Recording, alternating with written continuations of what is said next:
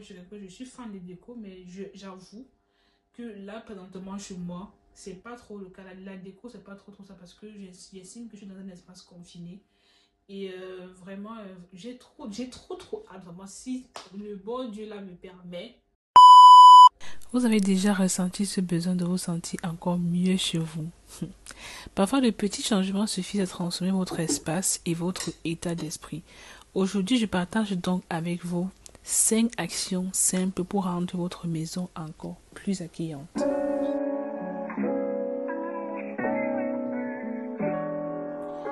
Vous savez, je me suis rendu compte dernièrement en fait qu'il ne faut pas grand chose en fait pour pouvoir se sentir bien chez soi. Et surtout en fait, justement quand on dit bien chez soi, parce que justement en fait chacun a la définition en fait de bien-être en fait chez soi. Chacun sait comment il se sent bien chez lui, ce qu'il doit y apporter. Et parfois, il suffit juste en fait d'un petit objet pour changer l'ambiance de toute une pièce. Vous pouvez soit généralement remplacer en fait un meuble qui ne vous convient plus du tout. Je crois que ça c'est le plus commun. Acheter un vase design ou bien de jolies bougies pour apporter un peu plus de chaleur en fait dans la maison. Ou alors louer tout simplement en fait des tableaux pour changer régulièrement d'ambiance. Et pour cela en fait j'ai un petit bon plan. Je sais pas si c'est dans toutes les villes. Moi j'ai découvert en fait dernièrement. Bon, c'est le cas dans ma ville, mais je sais pas, peut-être vous pouvez aller regarder dans vos villes si c'est possible ou pas. En fait, quand vous êtes inscrit à la médiathèque, moi je suis inscrite à la médiathèque ou bien à la bibliothèque de votre ville, généralement, dans ma médiathèque, en fait, j'ai la possibilité, grâce à mon abonnement annuel, d'emprunter en fait des tableaux, c'est-à-dire tu viens, tu prends le tableau que tu veux, que ça soit une œuvre d'art, peu importe, tu empruntes pour une durée de 1 à 2 mois. Donc du coup, pour 2 mois par exemple, tu peux avoir un joli tableau chez toi. Et après, ensuite tu t'en vas le remettre et tu en prends un autre. Franchement, c'est un trop bon plan en fait pour pouvoir vraiment varier un peu la décoration des tableaux un peu de part et d'autre dans votre appartement. C'est surtout que chez moi, tu as le droit d'en prendre jusqu'à 2. Non, c'est 3 plutôt. Tu as le droit d'en prendre jusqu'à 3. Donc franchement, c'est trop bien, franchement, pour pouvoir vraiment varier en fait la décoration. Et ça apporte c'était le renouveau là en fait dans votre petit cocon dans lequel vous restez. La deuxième chose que vous pouvez faire, c'est de changer l'emplacement de vos meubles si c'est que la circonférence de votre appartement le permet. C'est-à-dire, imaginons, je vais prendre le cas le plus simple. Tu es dans un petit studio de 20 mètres carrés, par exemple, ton lit est d'un côté et tu as un bureau d'un autre côté. Des fois, c'est que la circonférence le permet. Tu peux intervertir les deux en fait pour pouvoir vraiment. Des fois, ça peut permettre d'agrandir un peu plus l'espace, ou bien des fois, ça peut aussi je peux dire bluffer tes yeux, d'avoir l'impression en fait, que tu es dans un nouvel endroit quoi. Et on sait tout ça. Je sais que tout le monde sur terre aime le nouveau.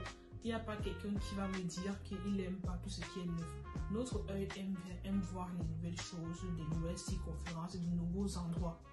Et la deuxième astuce, c'est bouger ces meubles te permet de changer l'aspect de ton appartement sans devoir dépenser ne serait-ce qu'un centime pour acheter de nouveaux meubles. Et généralement aussi, quand tu changes en fait l'emplacement de certains meubles dans ton appartement, ça apporte généralement un peu plus de lumière parce que des fois tu peux avoir un canapé peut-être noir qui est peut-être mal placé par rapport à l'exposition de la lumière, ou bien tu as un meuble qui cache un peu l'exposition de la lumière. En le déplaçant, peut-être tu vas ouvrir plus la lumière à ton appartement, déjà apporter plus de chaleur à l'intérieur. Surtout en hiver là comme ça, franchement, le petit rayon de soleil qu'on peut apporter à l'intérieur de sa maison, en tout cas pour moi, c'est un sentiment de satiété. Moi j'ai une copine qui depuis que je la connais dans les débuts, en fait, ça remonte à des années quand même, je suis sûre qu'elle fait toujours ça aujourd'hui. Elle avait cette manie là en fait de changer les meubles. Elle avait un petit appartement, dans genre les appartements étudiants que nous on a en fait quand on était au Cameroun. Elle avait cette manie là en fait de changer par exemple le lit et la table en fait de bureau, et des fois même la cuisinière, parce que les cuisiniers c'était pas des trucs incorporés comme ici en France et tout, donc c'était vraiment placé sur un truc. Elle avait cette manie en fait de changer le truc, et des fois quand j'arrivais chez elle, je me disais mais franchement t'as vraiment de l'inspiration en fait pour faire des choses comme ça, mais franchement en fait ça fait du bien aussi. En fait je me rends compte que ça fait du bien de pouvoir changer en fait la circonférence de ces meubles comme ça pour pouvoir apporter un peu plus de nouveau en fait dans son appartement. Troisième action que vous pouvez mettre en place, c'est de réorganiser votre dressing ou encore la cuisine. Moi, je prends ces deux exemples ici parce que c'est quelque chose que j'ai à faire dernièrement. Mais comment je vais dire ça? Des fois, quand tu es quelqu'un de manière ou pas, une organisation claire et fonctionnelle peut des fois faire des merveilles parce que ça te permet en fait de facilement te repérer. Des fois, quand tu cuisines, moi qui dois cuisiner, j'aime bien savoir où est placé X, Y chose pour ne pas perdre en fait du temps en cuisine. Et pareillement pour les vêtements, quand tu veux t'habiller en 3 minutes chrono le matin, quand c'est bien rangé, bien classé, tout ça, tu sais facilement où un pantalon ou bien un t-shirt est placé. Mais pour une petite anecdote, moi il y a quelqu'un qui me disait, je ne sais pas comment expliquer ça, il disait, lui il adore son désordre et c'est dans son désordre qu'il se retrouvait plus facilement. Donc quand tu venais ranger son désordre et que tu mettais les choses en ordre, il se retrouvait plus à l'intérieur.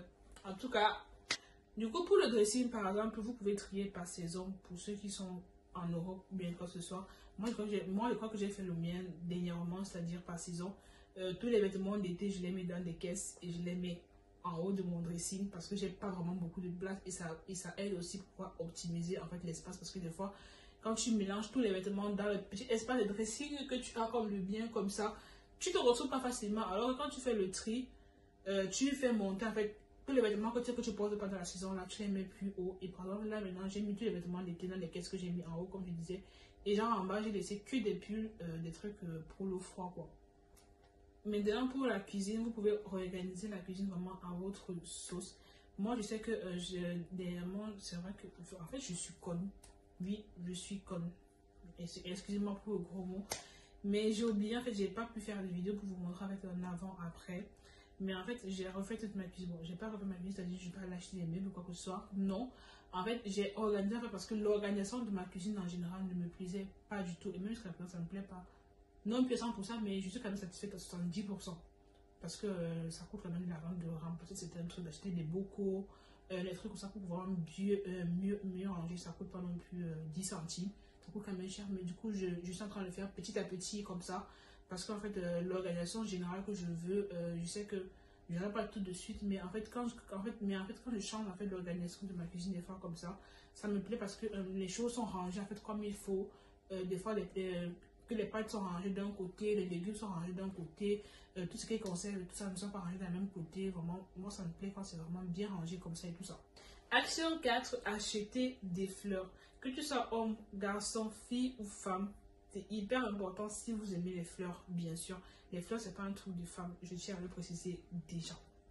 Vraiment, rien de tel que des fleurs pour apporter un petit peps de couleur et une petite touche de fraîcheur chez soi. Donc maintenant, choisissez en fait vos variétés préférées ou bien vos espèces préférées. Vous pouvez en acheter soit des artificielles, soit des fraîches. Mais vraiment, dans le cas de cette vidéo, je parle beaucoup plus des fleurs fraîches. C'est vrai que les fleurs artificielles, tu peux en acheter une aujourd'hui. Dans 2 semaines, tu en achètes une autre. Donc du coup, tu complètes en fait la collection, les trucs comme ça. Et tu en mets un peu de partout dans la maison. Ça égaye aussi un peu la maison et tout ça. Mais sinon, pour les fleurs fraîches, c'est hyper bien. Je sais que les roses sont hyper comme mais moi, par exemple, mes fleurs préférées sont des orchidées. Mais ça coûte pas, mais ça coûte la peau des fesses en fait, des orchidées. Donc du coup, quand j'achète souvent des fleurs, malheureusement, j'aime les orchidées, mais je n'ai jamais acheté parce que ça coûte hyper cher. Donc du coup, je me rabats en fait sur des biscuits, des pissenlits, des trucs comme ça.